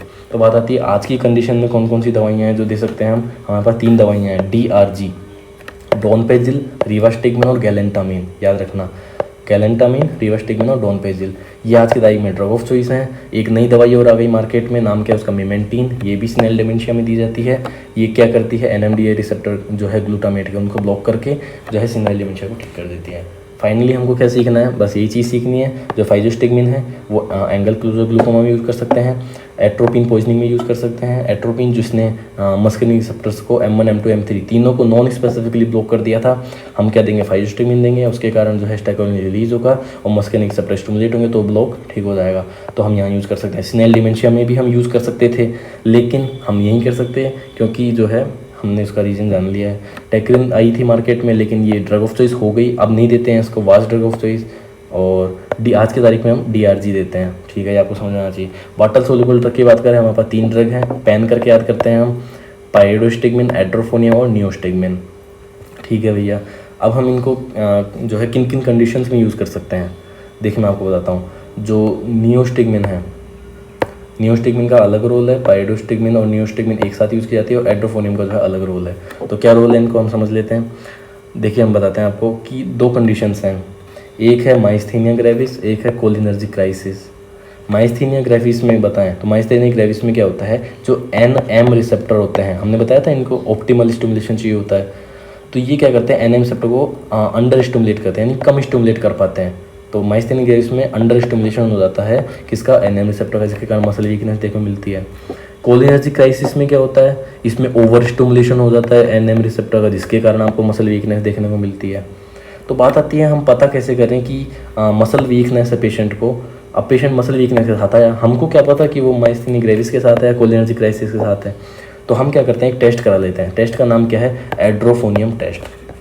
क्या बोलते हैं उसको, हम इसको बोलते हैं एड्रोफोनियम टेस्ट, या इसको टेंजिलोन टेस्ट भी कहते हैं, अमीलोरेटिव और माइस्थेनिया ग्रेविस टेस्ट भी कहते हैं। ये टेस्ट क्या कहता है भैया, ये टेस्ट कहता है कि आप क्या करोगे, patient for example muscle weakness के साथ आया आपके पास में, अब आपको नहीं पता कोलिनर्जिक क्राइसिस है, माइस्थेनिया ग्रेविस है, ठीक है, हमको क्या पता अंडर स्टिमुलेशन है या ओवर स्टिमुलेशन है, हम पेशेंट को दे देते हैं एड्रोफोनियम। हम पेशेंट को दे देते हैं एड्रोफोनियम। एड्रोफोनियम देने के कारण अगर पेशेंट के सिम्टम्स जो हैं वो रिलीफ मिलता है उन सिम्टम्स में, तो आपको क्या देखने को मिलेगा, यहाँ पे जो मसल वीकनेस है ठीक हो जाएगी। समझ रहे मतलब आप, एड्रोफोनियम दिया आपने पेशेंट को, तो उसके कारण क्या होगा कि ये क्या करेगा, NM रिसेप्टर को स्टिमुलेट कर देगा, मींस अंडर स्टिमुलेशन हो रखा था, अब उनका हो जाएगा ओवर स्टिमुलेशन। ओवर स्टिमुलेशन होने के कारण क्या होगा, जो माइस्थेनिया ग्रेविस थी वो ठीक हो जाएगी, तो मसल वीकनेस ठीक हो जाएगी। लेकिन अगर एड्रोफोनियम है, यानी कि हमने एड्रोफोनियम दिया, यानी कि एड्रोफोनियम देने के बाद, यानी कि टेंजुलम टेस्ट करने के बाद आपकी मसल वीकनेस ठीक नहीं हुई, उल्टा ये कंडीशन और भी वर्सन हो गई और बुरी हो गई, तो इस कंडीशन को नाम थे हम कोलिनर्जिक क्राइसिस। तो हम समझ जाएंगे मतलब आपको क्या करना है कि मेन बात, आपको पेशेंट को एड्रोफोनियम देना है। एड्रोफोनियम देने के बाद में आपको चेक करना है कि पेशेंट को जो है मसल वीकनेस, अगर पेशेंट 10 मिनट में उसकी कंडीशन इंप्रूव कर गई, मतलब उसको माइस्थेनिया ग्रेविस है, और उसकी कंडीशन और भी बुरी हो गई, तो उसको कोलिनर्जिक क्राइसिस है, ठीक है। अब आपने पता कर लिया पेशेंट को जो है एड्रोफोनियम देकर के उसको माइस्थेनिया ग्रेविस था, तो अब आप क्या कर सकते हो कि आप इन ड्रग को यूज़ कर सकते हो, या तो पाइरिडोस्टिगमिन दे दो या नियोस्टिगमिन दे दो। तो हम क्या करते हैं, दोनों ड्रग जो इनमें से कोई एक दे सकते हैं। हम इनको किन किन कंडीशन में यूज़ कर सकते हैं, नंबर 1 हम इसको माइस्थेनिया ग्रेविस में यूज़ कर सकते हैं। फॉर एग्जांपल कोबरा ने खा लिया है, कोबरा बाइट हो गया, कोबरा आपको जो है काट गया, तो उस कंडीशन में भी आप नियोस्टिगमिन या पाइरिडोस्टिगमिन में से कोई एक ड्रग दे सकते हैं। या फिर फॉर एग्जांपल आपने क्या किया कि एक पेशेंट की सर्जरी होनी थी, तो आपने क्या किया, उस पेशेंट को कुछ मसल रिलैक्सेंट दे दिए, जैसे कि एट्राक्यूरियम और पेनक्यूरोनियम नाम के आपने मसल रिलैक्सेंट दे दिए हैं। अब उसकी जो सर्जरी थी वो चलनी थी आधे घंटे के लिए, अब लेकिन इन जो मसल रिलैक्सेंट है इनका काम चलना है 30 मिनट, इनका काम चलेगा 8 घंटे तक। मीन्स हमारी सर्जरी तो 30 मिनट में ही पूरी हो गई, लेकिन इसका जो एक्शन चलेगा वो 8 घंटे तक चलेगा। तो हम चाहते हैं कि इसका एक्शन ख़त्म हो जाए, तो उसको बोला जाता है नॉन डिपोलाइजिंग मसल रिलैक्सेंट। तो यानी कि नॉन डिपोलाइजिंग जो मसल रिलैक्सेंट एट्राक्यूरियम और पेनक्यूरियम नाम के हमने दिए हैं, इसको हम चाहते हैं कि हमारी सर्जरी खत्म होने के बाद हम चाहते हैं कि ये जो एक्शन है वापस रिवर्स हो जाए। तो रिवर्सल के लिए जो है हम कौन सी ड्रग दे देंगे, नियोस्टिगमिन दे देंगे। तो इनको जो है माइस्थेनिया ग्रेविस, कोबरा बाइट और रिवर्सल जो है इनके एक्शन को रिवर्स करने के लिए हम जो है इन ड्रग को यूज़ करते हैं। लेकिन एक चीज़ ध्यान रखना कि इनमें क्या होता है कि हम नहीं चाहते कि मस्कुलिन रिसेप्टर जो है स्टिमुलेट हों, हम नहीं चाहते कि इसमें मस्कुलिन रिसेप्टर स्टिमुलेट हों, तो हम क्या करते हैं, लेकिन हम ये ड्रग देंगे तो मस्कुलिन रिसेप्टर स्टिमुलेट होंगे, तो हम क्या देते हैं, एट्रोपिन दे देते हैं इसके साथ में। ध्यान रखना, एट्रोपिन क्या करेगी, M1 M2 M3 तीनों को जो है नॉन स्पेसिफिकली ब्लॉक कर देगी। M1 M2 M3 तीनों ब्लॉक हो जाएंगे, तो उसके कारण क्या होगा आपको देखने को मिलेगा कि मतलब हमने कहा ना कि इसने क्या किया कि निकोटिनिक को भी स्टिमुलेट कर दिया और मस्कुलिनिक को भी जो है इसने स्टिमुलेट कर दिया। निकोटिनिक हम चाहते हैं सिर्फ निकोटिनिक स्टिमुलेट हो, मतलब हम नहीं चाहते मस्कुलिनिक रिसेप्टर स्टिमुलेट हो, तो हमने एट्रोपिन दे दिया। एट्रोपिन दे करके क्या हुआ कि जो है उसका एक्शन बंद हो गया। मस्कुलिनिक जो भी ये दिक्कतें आनी थी, एसिडिटी वगैरह या फिर डायरिया वगैरह, वो सब अब नहीं आएंगे, तो हमने एट्रोपिन दे दिया। ठीक है भैया, तो हम कौन कौन सी कंडीशन में हम नियोस्टिगमिन यूज़ कर सकते हैं, माइस्थीनिया ग्रेविस में, कोबरा बाइट में, reversal of non depolarising muscle relaxant में। इनमें हम क्या करेंगे, इन तीनों ही कंडीशन में हम नियोस्टिग्मिन को देंगे, एट्रोपिन के साथ में देंगे। नियोस्टिग्मिन को हम एट्रोपिन के साथ देंगे। और जो एड्रोफोनियम है वो हमने एड्रोफोनियम का टेस्ट बता ही दिया। और एड्रोफोनियम के बाद हम बात करें कि जो नियोस्टिग्मिन ड्रग है उसको हम एट्रोपिन के साथ इन 3 कंडीशन में देंगे। और जो विदाउट एट्रोपिन है उनके साथ में हम post operative urinary retention, post operative paralytic ileus, इस कंडीशन में हम देंगे बिना एट्रोपिन के। इस कंडीशन में हम देंगे बिना एट्रोपिन के। तो ये चीज़ आपको ध्यान रखनी है। उसके बाद में हम जो है इरिवर्सिबल एसिटाइलकोलिनेस्टर इनहिबिटर की बात करते हैं। इसमें हम देखें तो आपके पास 2 तरीके के हैं, एक है ओपी और कार्बामेट पॉइजनिंग। हाँ, ओपी और कार्बामेट पॉइजनिंग हो गई है। फॉर एग्जांपल पेशेंट को ऑर्गेनोफॉस्फेट की पॉइजनिंग और कार्बामेट की पॉइजनिंग हो गई है, तो इन कंडीशन में हम क्या चाहेंगे कि हम इरिवर्सिबली ही हमने ऐसी ड्रग बना ली जो इरिवर्सिबली एसिटाइलकोलिनेस्टरेज को इनहिबिट कर देती हैं। और इन कंडीशन में आपको क्या क्या देखने को मिलता है, चलिए जानते हैं कि ये क्या होती है। इरिवर्सिबल एसिटाइलकोलिनेस्टरेज की जो ड्रग्स होती हैं, फॉर एग्जांपल पेशेंट जो है कोई किसान है, अब किसान ने क्या किया कि कीटनाशक होते हैं, पेस्टिसाइड्स होते हैं, तो उनका क्या किया, छिड़काव किया खरपतवार वगैरह पे। तो उसके कारण क्या होता है, वो स्किन के थ्रू पेनिट्रेट कर जाते हैं, आपके ब्लड तक आ जाते हैं। तो वो क्या होता है, हाईली लिपिड सोल्यूबल होते हैं। उनके कारण क्या होता है, आपको एनएन और का ओवर स्टिमुलेशन देखने को मिलता है। एनएन का इतना ओवर स्टिमुलेशन हो जाता है कि यहाँ पे हार्ट रेट और बीपी इंक्रीज हो जाता है उसका। और एनएम रिसेप्टर स्टिमुलेट होकर के ओवर स्टिमुलेशन को यहाँ पे मसल वीकनेस आपको देखने को मिली। और इतने हाई लिपिड सोल्यूबल है, इन्होंने M1 को भी स्टिमुलेट कर दिया। और क्या हो गई, आपके HCl बढ़ गया, एसिडिटी हो गई। M2 स्टिमुलेट हो गया, हार्ट रेट कम हो गई, बीपी कम हो गए। और M3 रिसेप्टर आई में इतना स्टिमुलेट हो गया कि उसमें मियोसिस जो है सीवियर हो गया, जिसको हम किस नाम से जानते हैं, पिन पॉइंट प्यूपिल के नाम से जानते हैं। और इसको हम जो है, इसमें सिक्रेशंस जो होते हैं वो बढ़ जाते हैं, डायरिया हो जाता है पेशेंट को, और यूरिनरी इनकॉन्टिनेंस हो जाती है, ब्रोंकोकंस्ट्रिक्शन हो जाता है। तो ये सारी चीज़ आपको देखने को मिलती है ओपी पॉइजनिंग या कार्बामेट पॉइजनिंग में। पेशेंट को ये कंडीशंस होती हैं, ये हिस्ट्री होती है पेशेंट की। अब हम कैसे पहचानेंगे, देखो पिन पॉइंट प्यूपिल जो होता है ना, वो आपको 4 कंडीशन में देखने को मिलता है। आप कैसे याद करेंगे, ओ और पी करके याद करेंगे पिन पॉइंट प्यूपिल। कैसे, ओपी पॉइजनिंग यानी कि ऑर्गेनोफॉस्फेट पॉइजनिंग और कार्बामेट पॉइजनिंग में आपको पिन पॉइंट प्यूपिल देखने को मिलेगा, और ओपियोइड पॉइजनिंग में आपको पिन पॉइंट प्यूपिल देखने को मिलता है। उसके अलावा फिनॉल पॉइजनिंग में और पोंटाइन हेमरेज की कंडीशन में भी आपको जो है पिन पॉइंट प्यूपिल देखने को मिलेगा। ठीक है, अब हम बात करते हैं कि एट्रोपिन की बात करें। एट्रोपिन, अब हम क्या करेंगे कि इस कंडीशन में इरिवर्सिबल एसिटाइलकोलिनेस्टर इनहिबिटर की बात करें तो हम पेशेंट को क्या दे देते हैं, ओपी पॉइजनिंग, कार्बामेट पॉइजनिंग हो गई है तो हम पेशेंट को एट्रोपिन दे देंगे। एट्रोपिन दे देंगे हम। अब पेशेंट इतना सीवियर कंडीशन में है कि उसके पिन पॉइंट प्यूपिल हो गया, यानी कि बिल्कुल मियोसिस हो चुका है, बहुत सीवियर मियोसिस हो चुका है, और उसकी जो हार्ट रेट है वो काफ़ी ज़्यादा हो चुकी है। तो हम क्या करेंगे, उसको पेशेंट को ड्रग ऑफ चॉइस देंगे, चाहे ओपी पॉइजनिंग हो चाहे कार्बामेट पॉइजनिंग, दोनों ही पॉइजनिंग में जो ड्रग ऑफ चॉइस होती है हमारी वो होती है एट्रोपिन। याद रहेगा। हम क्या करेंगे, एट्रोपिन को एक साथ नहीं देंगे, हम एट्रोपिन को आईवी देंगे, लेकिन हर 5-5 मिनट में देंगे। आईवी हर 5-5 मिनट में हम एट्रोपिन देंगे। बात आती है हम एक साथ क्यों नहीं देते, क्योंकि एट्रोपिन की हम नहीं चाहते एट्रोपिन की पॉइजनिंग हो जाए, क्योंकि एट्रोपिन की अगर पॉइजनिंग हो गई तो वो ओपी और कार्बामेट पॉइजनिंग से भी सीवियर हो सकती है और उसको हम कंट्रोल नहीं कर पाएंगे अगर हो गई तो इस कंडीशन में हम जो है एट्रोपिन को आईवी देते हैं, लेकिन हर 5 मिनट में देते हैं। और कब तक देनी है हमको देनी है उसको टिल साइन ऑफ एट्रोपिनाइजेशन, यानी कि जब तक एट्रोपिनाइजेशन का साइन ना आ जाए, हमको दिखना आ जाए, तब तक हम एट्रोपिन को देंगे। ठीक है, उसके बाद में हम एट्रोपिनाइजेशन का साइन क्या है, देखिए सीक्रेशंस बढ़ गए थे, अब हम एट्रोपिन देंगे तो ये ब्लॉक कर देगा इसको M1 M2 M3 को। तो सीक्रेशंस क्या होनी चाहिए, कम होनी चाहिए। सीक्रेशंस का कम होना ये मोस्ट रिलायबल साइन है, मतलब जिस पे हम विश्वास कर सकते हैं कि हाँ जो है आपका एट्रोपिनाइजेशन का साइन आ गया है, पेशेंट जो है ठीक हो रहा है। दूसरा, पेशेंट को पिन पॉइंट प्यूपिल हो गया यानी सीवियर मियोसिस हो गया है, तो हम क्या चाहते हैं, ये ब्लॉक कर देंगे। तो मियोसिस क्या होगा, ब्लॉक करने के कारण मिड्रियासिस होने लगेगा।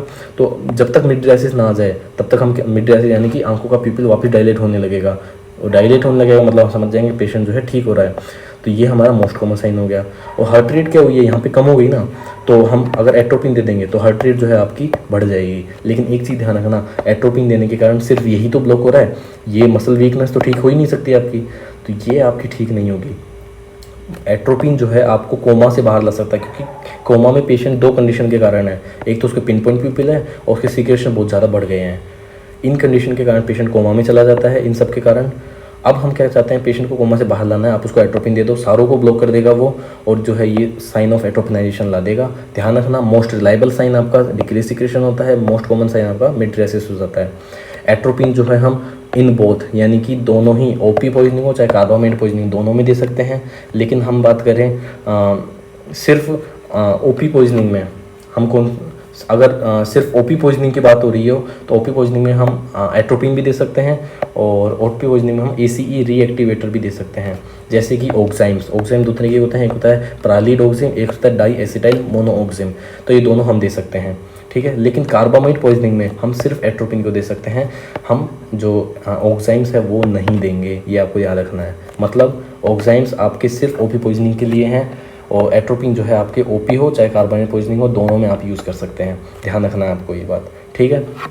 अब हम इनको क्विक रिवाइज कर लेते हैं थोड़ा सा। ओके,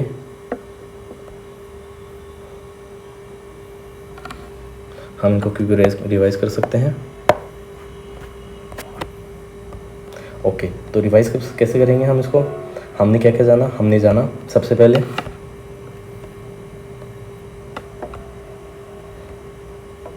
हमने सबसे पहले जाना कि हमारे पास जो ड्रग है वो कौन सी हो गई, एक सेकेंड।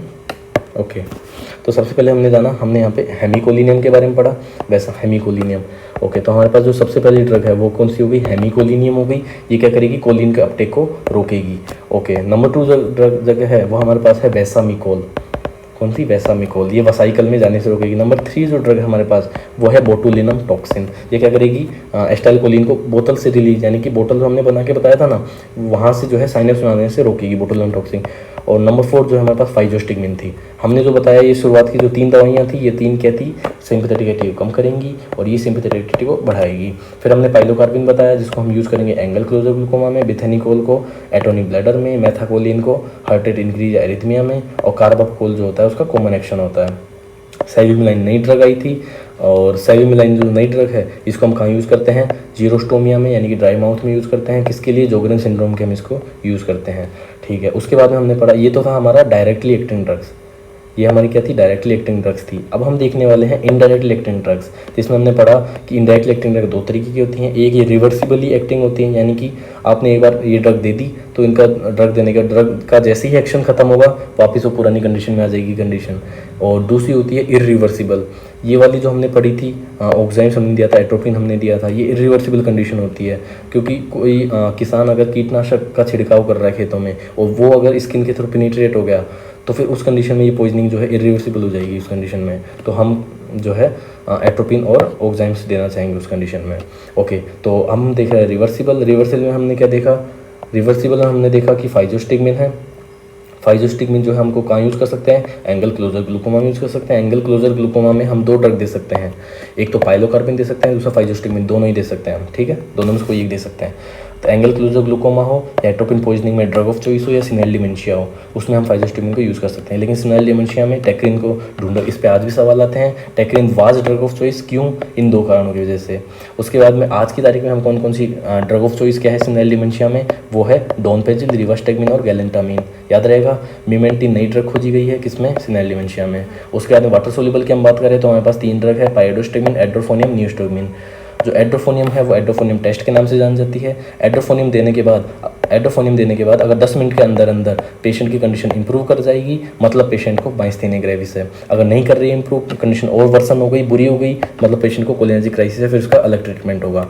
उसके बाद हम बात करते हैं, हमने कंफर्म कर लिया पेशेंट को माइस्थेनिया ग्रेविस है, या फिर पेशेंट को कोबरा बाइट है, या फिर पेशेंट को reversal of non depolarising muscle relaxant करना है आपको। तो इन तीनों ही कंडीशन में आपको या तो आप नियोस्टिगमिन को यूज़ कीजिए या पाइरोस्टिगमिन को यूज़ कीजिए। आपको इनके साथ में जो है एट्रोपिन को भी देना पड़ेगा, नियोस्टिगमिन विद एट्रोपिन या फिर पाइरोस्टिगमिन विद एट्रोपिन। उसके बाद में पोस्ट ऑपरेटिव कंडीशंस में ये बताना रह गया था शायद, पोस्ट ऑपरेटिव में बता। तो पोस्ट ऑपरेटिव यानी कि ऑपरेशन के बाद में या तो आपकी क्या होती, यूरिनरी रिटेंशन हो गई है, या फिर मतलब यूरिन पास नहीं हो रहा है, या फिर पैरालाइटिक इलियस हो गई है, यानी कि इलियम जो है वो उसके कारण जो है गैस पास नहीं हो रही है। तो हम पेशेंट से पूछते हैं ऑपरेशन के बाद में कि पेशेंट ने गैस पास की। अगर पेशेंट गैस पास नहीं कर पा रहा है, इसका मतलब अभी उसको दिक्कत है ऑपरेशन के बाद में। और अगर पेशेंट ने गैस पास कर ली, इसका मतलब उसको दिक्कत नहीं है। तो पेशेंट अगर गैस पास कर लिया है यानी पेशेंट ने गैस पास कर ली ऑपरेशन के बाद में तो कोई दिक्कत की बात नहीं है, लेकिन उसने गैस पास नहीं की है तो उन कंडीशन में हम क्या करेंगे, बेथानिकोल। यूरिनरी रिटेंशन है, पोस्ट ऑपरेटिव यूरिनरी रिटेंशन, ये रहा पोस्ट ऑपरेटिव यूरिनरी रिटेंशन। इसमें हम 2 कंडीशन यूज़ कर सकते हैं, बेथानिकोल यूज़ कर सकते हैं और न्यूस्टेगमिन को यूज़ कर सकते हैं। ये वो कंडीशन है पोस्ट ऑपरेटिव यूरिनरी रिटेंशन या पोस्ट ऑपरेटिव पैरालाइटिक इलियस। इन दोनों ही कंडीशन में हम विदाउट एट्रोपिन यूज़ करते हैं, यानी या तो हम सिर्फ एट्रोपिन नियोस्टिगमिन देंगे या सिर्फ पायरिडोस्टिगमिन देंगे, ठीक है, याद रहेगा। और पोस्ट ऑपरेटिव यूरिनरी रिटेंशन में हम 2 ड्रग दे सकते हैं, कौन कौन सी, बेथानिकोल दे सकते हैं और नियोस्टिगमिन दे सकते हैं।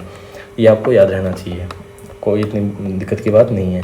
उसके बाद में हमने क्या जाना, इरिवर्सिबल स्टाइल कोलिनेस्टेरेज इनहिबिटर की बात करें तो यहाँ पे हमने देखा कि अगर पेशेंट को ओपी या कार्बामेट की पॉइजनिंग हो गई है तो उन कंडीशन में चूँकि हाईली लिपिड सोल्यूबल होते हैं ये सब्सटेंस, तो ये पिन पॉइंट पीपल और इंक्रीज सिक्रेशन जैसे हार्मफुल इफेक्ट्स जो है पैदा कर सकते हैं। तो इससे बचने के लिए कार्बामेट पॉइजनिंग में तो हम ऑक्जिम्स नहीं देंगे, यानी कि ऑक्जिम्स को सिर्फ हम किस कंडीशन में देंगे, ऑक्जिम्स को हम सिर्फ एक ही कंडीशन में देंगे, ओपी पॉइजनिंग में।